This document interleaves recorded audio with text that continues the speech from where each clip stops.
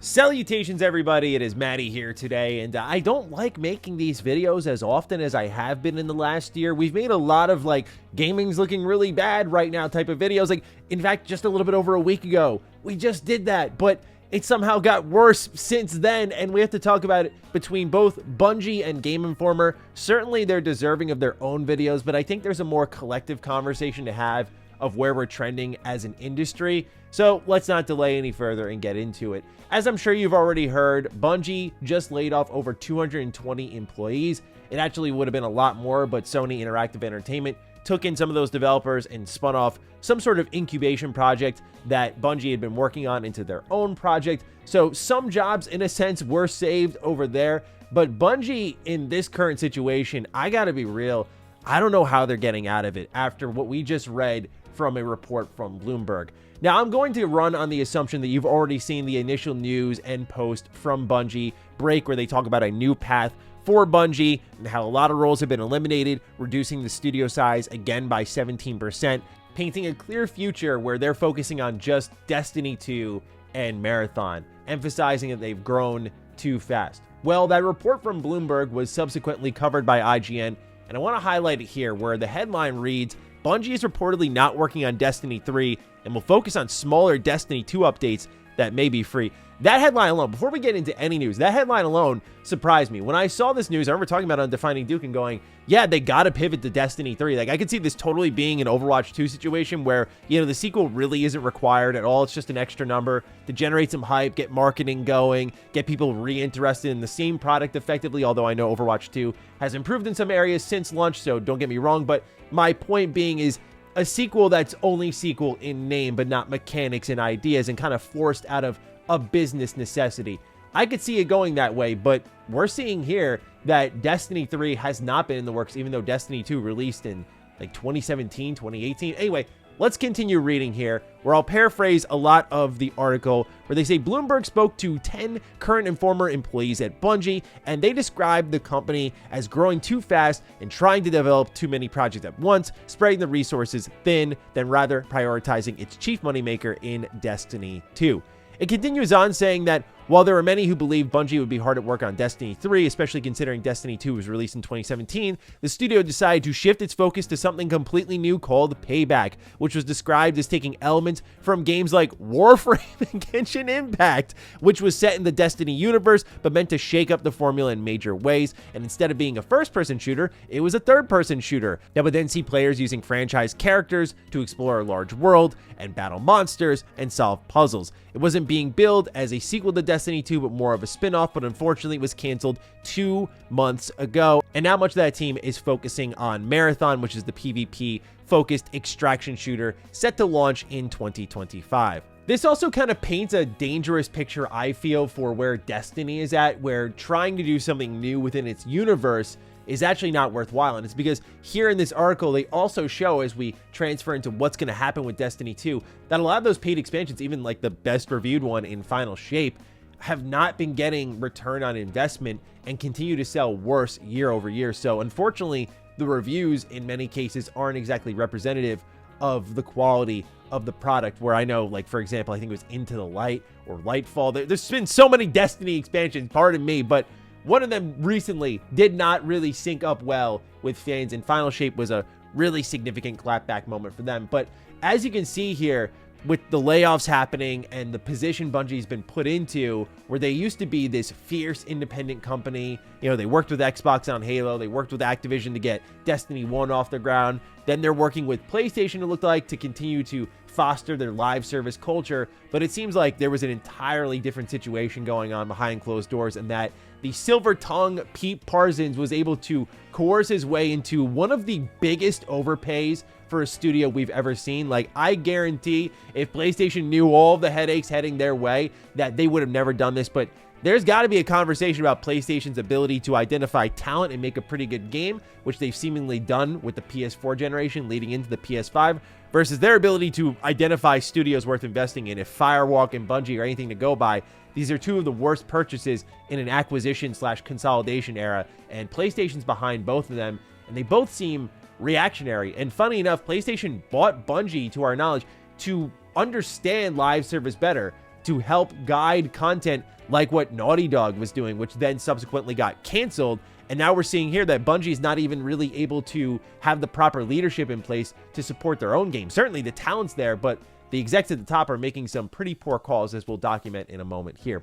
He continues on saying that with no payback in Destiny 3 in the near future, Bungie is planning to continue to support Destiny 2 in different ways. While the final shape reviewed very well, it looks like they are no longer pursuing paid expansions as they did in the past. According to one of the sources, sales for each expansion has declined year after year. Instead of the annual release model, they're going to try to retain and attract players with smaller scale drops, such as Into the Light, which dropped the Onslaught activity, Hall of Champions social space, Parade Armor 2.0, and the return of 12 iconic guns with the Brave Arsenal, plus much more. And they're planning to do this for free to keep alongside overhauling activities to keep players invested, and also that there is a storyline that's going to feature characters and worlds that Destiny has not explored yet, but those plans are vague.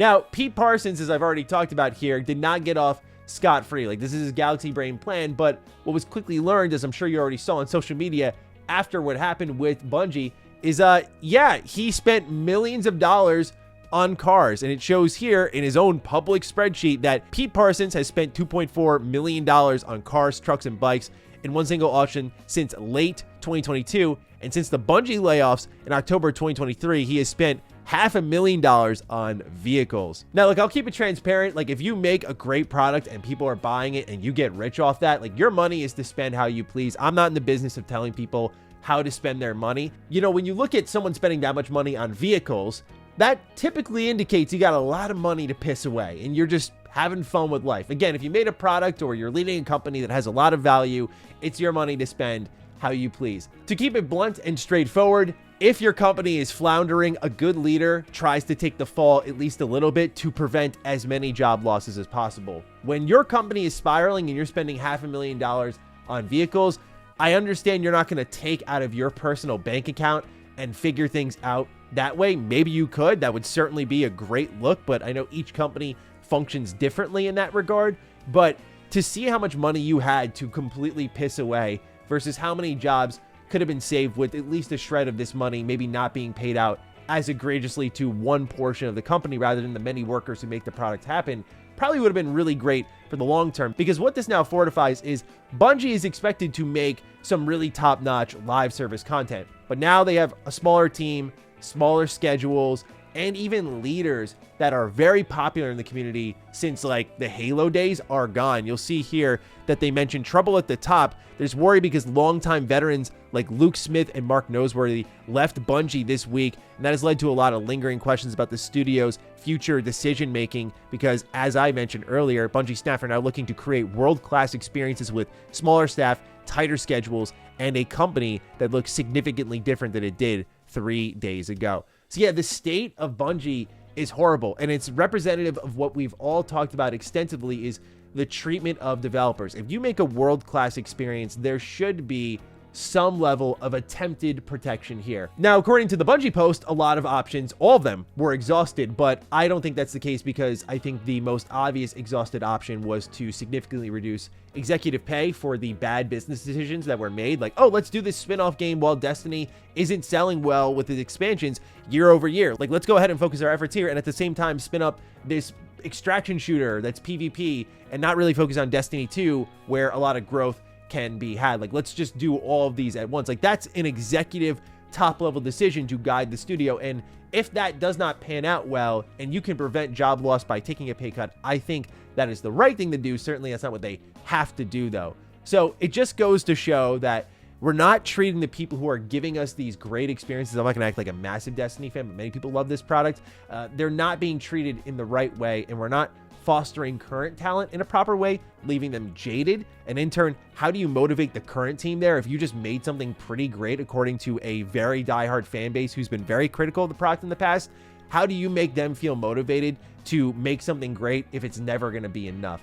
There's just a cultural issue right now in game development where people cannot feel safe to work, and that's already tough because now you have to be really creative on top of it. Even if you make the best work in your career, it doesn't matter. You still lose your job. So what does that say to people coming in? It's what I've said time and time out. I'm going to sound like a broken record in this video, but what does it say to the people coming in, because eventually those great talents that exist in our era are going to move on, retire, go enjoy the rest of their lives. So who's there to fill the void? There will always be aspiring game developers, but I think as it transforms more and more into a business, you have to be aware of who's actually getting involved. And when you're crushing continuously the passion of many developers, it spells trouble for the future of the games industry. Many people will just go, well, this is one example, but you look around you, they're happening everywhere en masse. Bungie's not the only one, but it's pretty gross how things have been handled. And especially just, again, what a bad acquisition by PlayStation. So with that, we move on to another heartbreaking story here. Game Informer, after 33 thrilling years of bringing you the latest news, reviews, and insights from the ever-evolving world of gaming, it is with a heavy heart that we announce the closure of Game Informer. From the early days of the pixelated adventures to today's immersive virtual realms, we've been honored to share this incredible journey with you, our loyal readers. While our presses may stop, the passion for gaming that we've cultivated together will continue to live on. Thank you for being part of our epic quest, and may your own gaming adventures never end. Now, it was believed that this was written by AI, but this is what you'll find right now if you go to GameInformer.com. And this was really surprising in a number of ways. For those who don't know, GameStop owns Game Informer, and this was their little publication that went on for a long while. You'd sign up for the Pro or Elite membership at GameStop, you'd get your subscription to Game Informer with it.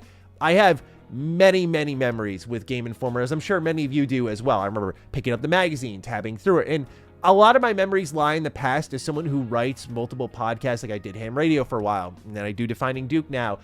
As someone who used a lot of gaming websites to write those shows, I have to be real and say that Game Informer's online coverage quickly dissipated. And they likely saw the writing on the wall for years and just decided to do what they wanted to do and kind of accepted their fate, because a lot of their online coverage was just vapid. And that was really unfortunate to see, because I think maybe they could have lasted a little bit longer. But the physical publication just started back up recently, indicating that maybe they were heading in a somewhat positive direction as a more boutique style magazine publisher. Certainly you have examples out there like Nintendo Force is available on Patreon. There's Lock On, which does incredible volumes that are full of artwork and personal essays. So maybe Game Informer was transforming into that, but they weren't. And so when you go to the website to see like their past work, it's just not available. Like GameStop is straight up crushing them out. And so because many of the Game Informer staff believed, oh, well, we didn't go ahead and write that, and that is probably by AI, they posted on their Twitter account, our 33-year legacy deserves a genuine goodbye, written by a former Game Informer member. We're heartbroken by the shutdown of our publication, yet we leave with pride knowing we poured everything we had into it. In the words of our editor-in-chief, be well, play well. To which now the Game Informer account has been fully closed down. Look, I'll keep it real. I've talked extensively about game journalism here on this channel, and my opinion doesn't waver even if it's a publication that I do hold dear to me. The reality is I don't use Game Informer anymore. I don't read the magazines anymore.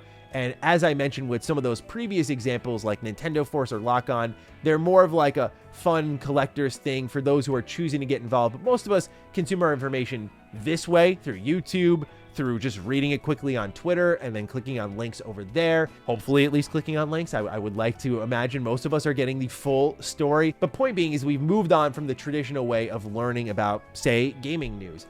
So I've talked a lot about how the death of game journalism is on the way, and outside of a few companies, I think like IGN will stand pretty tall. Maybe something like, I'd say, Eurogamer because of Digital Foundry and the usage there.